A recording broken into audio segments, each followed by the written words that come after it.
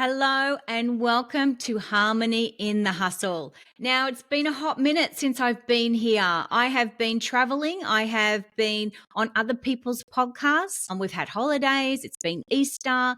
It's been a bit of a crazy couple of weeks. So I am back and I'm so grateful to be back here today. And I've got a really, really great episode that I want to share today and a subject I really want to talk on because I just recently went away on a cruise called the Celebrity Edge cruise ship, and it was with the Business Blueprint Group and with Dale Beaumont. I've mentioned Dale a few times. He's one of my mentors and he's helped me a great deal in business. And he asked me to speak at this conference. And I was like really, really excited because like when Dale asked me to speak and it's like one of the biggest stages I've been on. And I was so excited about it. But look, to be honest, I was nervous about it as well. But I really wanted to do him proud. And obviously the business blueprint community, I wanted to make sure that, that I delivered a really great, talk, intelligent. I want to inspire them and educate them, but more importantly, give them create an impact, like a transformation. So I spent a lot of time preparing for this talk and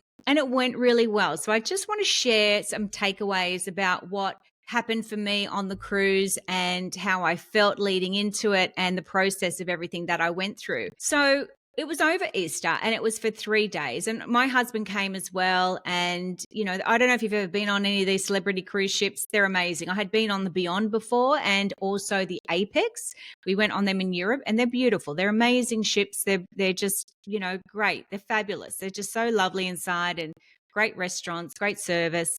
So any excuse to get onto a cruise ship, I'm there. And when he asked me to speak on this subject, he said, Angela, I want you to speak on how to lead people. I want you to speak on leadership is what he said to me. And I said, okay, great, no worries. And he said, but more specifically, how to lead people that don't want to be led. And so I remember thinking to myself, I had a bit of a laugh and I thought, okay, so I'll just tell you my life story then, because that's pretty much how it's been for me, leading people that don't want to be led by me. I'm not sure if you've ever had that experience. I asked everybody to put their hand up and said, has anybody tried to lead people that don't want to be led? And I said, everybody's hand should be up. I said, because have you ever tried to lead a toddler? Have you ever tried to lead a teenager? Like we think about business and leadership. When we think about leadership, most of the time we think about business. We think about maybe leaders in our history, in our past, great leaders. We think about entrepreneurship, but we don't always think about the family dynamics. We don't think about relationships and friendships and leading the children. Like we are leading all day, every day. So I put together a presentation which led right back to my childhood when I did athletics and what I learned as being a self-leader. Like I had a lot of, self-leadership and self-discipline as a teenager in my athletics career. And then I talked about, having a blended family. I spoke about Dylan and Dylan's struggles with ADHD. And I spoke about how I was in restaurants in the hospitality industry and how, I had to learn to be a leader that was leading people that weren't necessarily didn't want to be led by me because I didn't have a lot of experience. So I want to start with this. So my keynote, like I said, was leading people that don't want to be led. And I shared parts of my leadership story and how I was doubted and, the pushback that I had and how I overcame the challenges and the obstacles with the odds stacked against me. And then I also introduced Ted Lasso. Now, many of you probably know Ted Lasso. If you haven't watched it, I really encourage you to watch it because there's a lot of leadership lessons in the Ted Lasso shows in the series. It's amazing writing. It's amazing content. It's got incredible stories and characters inside the show. But there's so many lessons in there. And I spoke about how he was an American football coach that came to the UK to coach a soccer team. And I said he had no experience in this, particular arena because it was all football, not soccer. And he had no respect from the team, but he had the belief that he could help these guys and this team. And he somehow had to bring everybody together and get them to work together and create harmony in that team. And I explained how I saw so much of my journey in his story, especially with starting at Vasco's, because when I started building my brand, Vasco's Char Grilled Chicken, I had no hospitality experience. I had no background experience with any of it. I had never actually had staff before. And we went head on straight into these restaurants. And obviously,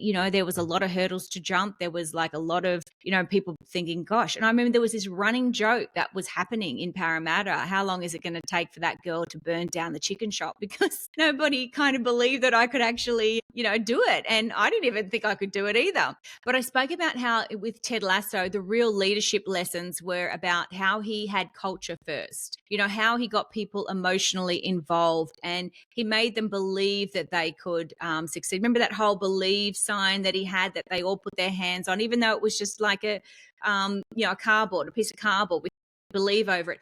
They all bought into that. And I spoke about how you can get people to buy into your business and your brand and your leadership by, bringing culture first and getting them emotionally involved. I also spoke about leaving your ego out, like being humble as a leader, like try to not have all the answers and try to ask them. Like you remember in Ted Lasso, he would say, what do you think? You remember the assistant coach, he would even say to him, what do you think? And he goes, well, no one's ever asked me before. And that's what he did. He said, well, you've got a lot more experience than me. What do you think? And so that's what I was starting to do in restaurants. It's a really great leadership skill to have, being humble and asking, other people in the team what's their advice. And then he also did the ask more than you tell. So he would ask more questions about things and, be humble enough to grow into the role. Like, you have to know that, what your limitations are. Don't go in there and,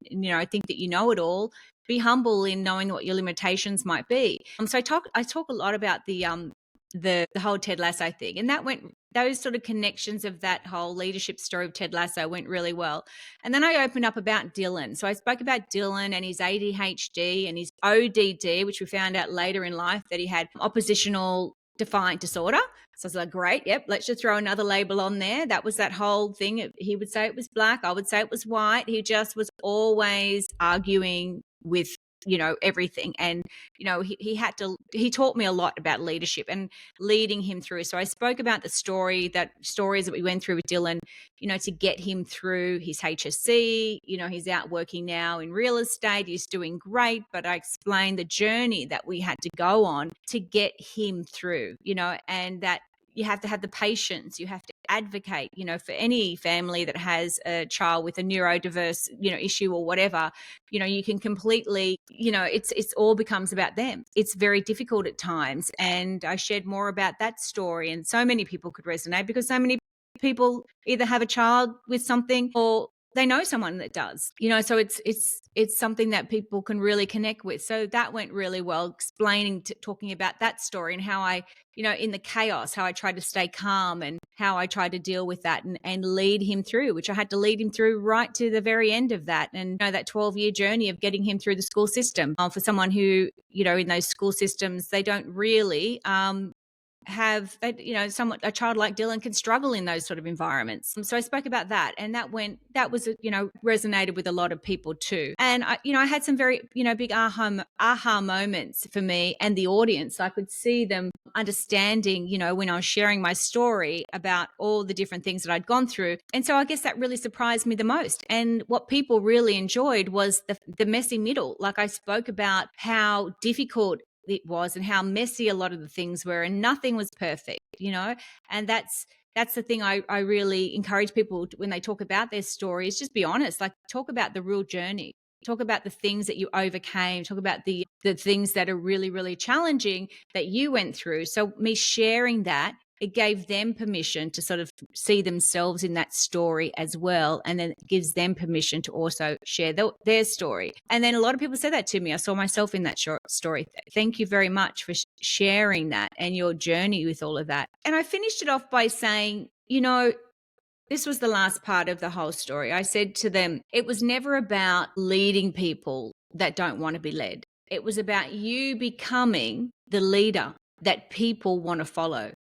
And I think when we understand that it's not about control, it's not about being a leader that, scares people into submission. It's about becoming the type of leader through the process that is worthy of people following you. And I think that's when a lot of aha moments happen for a lot of people, because if you are wanting to be a leader in business, it can be extremely challenging at times. And you think that, you've got to be seen. You will make mistakes. You will fail. You will fall flat on your face. And you can't hide those things. People can see them. There's nothing you can do about that. And I explained that, there's so many times where I felt like, I was like failing. I was floundering. I felt like people were laughing at me. I felt like an idiot a lot of the time, playing the fool. But that is part of leadership, because if you can push past those things and understand that the obstacles and the challenges are the way, like that, if you've got the odds stacked against you, like the Stoics say, the obstacle is the way.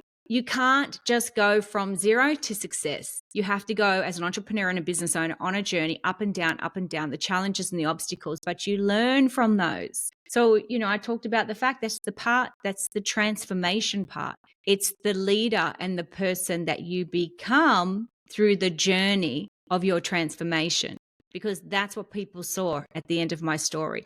When I explained the beginning, and then I went right through to the end. This is who I am today. However, I could not have become this person if I did not go through everything that I went through. And that's where you wear your battle scars. And that's where you can share your experiences so other people can understand, that it's okay for them if they're going through it, and they can resonate with that, and they can understand that it's not going to be easy. Nothing is. And people might look at you and go, oh, great, you're so successful. You obviously did it so easy. And then when you share your story, you go, oh, I didn't realize that you had it so hard. I didn't realize it was so difficult, because, it's not about perfection.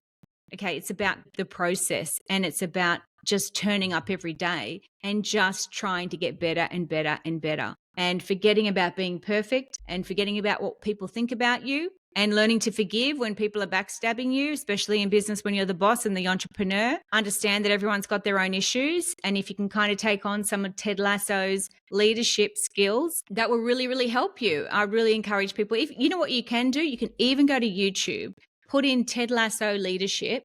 You'll be blown away with how many people, like psychologists, have analyzed that show, and they will put up scenes and scenarios from the show, and then you'll sit there and they'll go through it all and dissect, see what he did there, see how he communicated with him, see how he connected with him, see how he got him emotionally involved. And you go, oh my gosh, like you can actually see. And they're lessons, like amazing lessons to learn in human behavior and dynamics, and getting people emotionally involved and connected. So really, really great tip to go and have a look at. And I guess the takeaway that I want to share with you also today is that, especially if you're wanting to step into something like speaking on big stages, or, starting your own business or a podcast, or doing something uncomfortable. I talk about the reinvention, like going from where you are now into something new. And I talk about also the fact that you're not starting from scratch. You're starting from your experience. So you take all your life lessons, all your wisdom, all your skill sets, and everything into this next chapter. So you're never starting from scratch. Understand that you're starting, even though I had no hospitality experience, I had leadership skills. I had self-leadership. I had knowledge of different things that I brought to the table that I could share. So if you are scared to take the leap, to take a chance and do that, or do something that's risky or makes you very nervous, just know that this was my first big stage I have done as a keynote speaker. I'm wanting to have a career as a keynote speaker. This is my first big stage. I was nervous, but what I did do, and I did well, was prepare. I practiced. I did the reps. I focused on that. And there's a real comfort in knowing when you are about to step into something that you've done the work. You've done the inner work, you've done the outer work, and you're prepared. And preparation is is the key. And it's not hard to do. It's just taking the time to prepare well. So you give you can't wing it. I think many, many times in my life, I have gone through life winging it, and things have paid off and things haven't, but not now. I don't do that now. And I really encourage people to put the work in, to put the effort in on yourself, and do the work. Do the preparation, because it will set you up, and it will also make you, it will show how professional you are, and you will stand out amongst everyone else. And the lesson here is to do the hard things, do the scary things, because that's where the growth is. That's where everything is. It's in the hard, scary stuff where you're feeling sick and you want to like, what is going on? And then you're questioning why you even decided to do this. I remember before I even got on stage, I thought, God, Angela, why did you even agree to do this? What are you doing? And then I remember, this is what I want to do. This is part of it all. The nerves, everything is all part of it. It's all good. See, really, you can trick your brain because your brain doesn't know the difference between being nervous and scared and being happy. It's the same feeling. It doesn't understand the difference between both. So I would say that I'm excited. I'm ready for this. I'm excited. I can't wait. The feedback's going to be amazing. I'm going to share incredible, lessons and people are going to love it. And I would just talk myself like that. And that's how I was able to get up there and feel confident through the process. But do the scary thing, do the hard things. And then the more that you do that, the more confidence you get. So obviously when you get your first one down, you can like tweak it and go, okay, I could have done that better. I could have looped that conversation back a little bit better. I probably could have had some bit more comedy in that. Maybe I could have resonated, or maybe I could have had a bit more eye contact. Now I can go back and critique those things, sure, because I got through the first one. Okay, so I know I did it. I know I can do hard things. I know it was scary, but I did it anyway. I survived. And then you have more confidence. So that is how confidence is built. And once you've got confidence, see the real meaning of confidence is trust. You learn to trust yourself. So the more scary it gets and the more bigger stages it gets, I'm learning to trust myself because I know that in those moments that I will step up to the plate.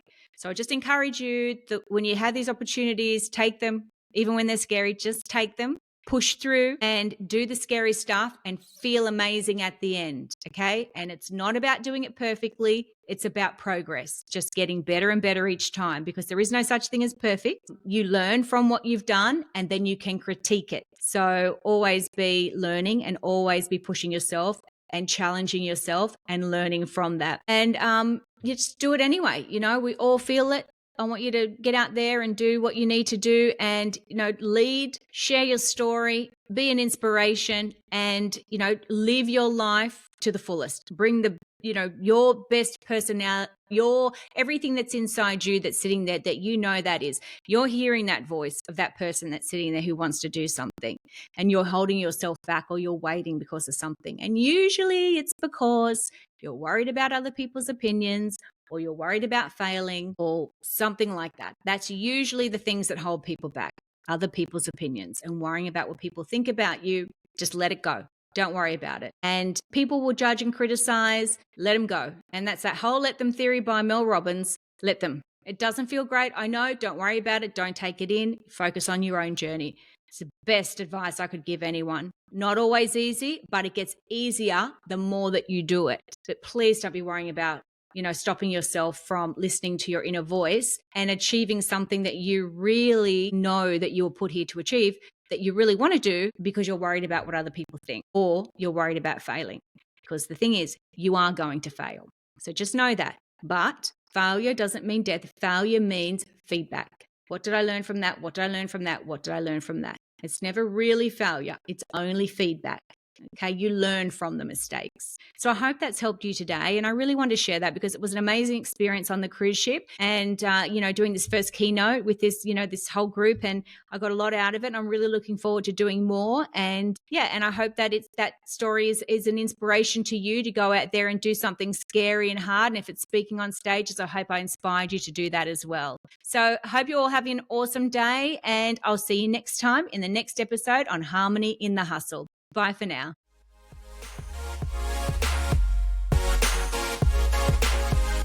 Thank you so much for tuning in to another episode of Harmony in the Hustle. I hope today's episode filled you with inspiration, gave you some tips you can turn into action, and helped you find a little more harmony in your life. If you've enjoyed this episode, please share it with a friend who could use a bit more harmony in their hustle too. And if you haven't yet, make sure you subscribe so you can stay updated with all the upcoming episodes. I truly appreciate you taking the time out of your day to listen. And until next time, stay in the harmony and remember, you've got this. See you next time.